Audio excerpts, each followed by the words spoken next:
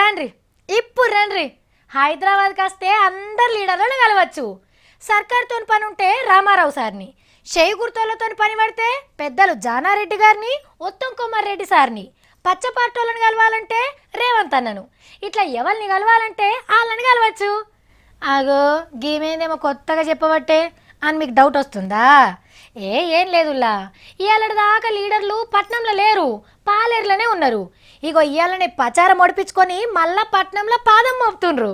పాలేర్లా సప్పుడు బంద్ అయింది, మైకులిప్పి దుకాణంలో పెట్టిండ్రు, జెండాలు కాగితాలు ఉడవీకిండ్రు, రోడ్లన్నీ మళ్ళీ ఎప్పట్లెక్కనే అయినాయి.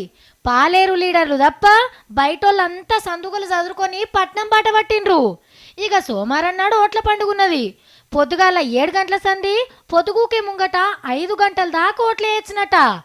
ఎలక్షన్ సంగపోళ్ళు ఏకదం ఏర్పాట్లు చేసిండ్రు. అందరికి సరిపోను ఇంకు పుట్లు నింపిపెట్టిండ్రు. పల్లె పల్లెకు ఓట్ల మిషన్లు పట్టుకుపోతుండ్రు. గడ్బర్లు కాకుండా గస్తీ పోలీసులను దింపుతున్నారు. ఏసీ కార్లొచ్చిన తుమ్మల సార్ గెలుస్తాడా?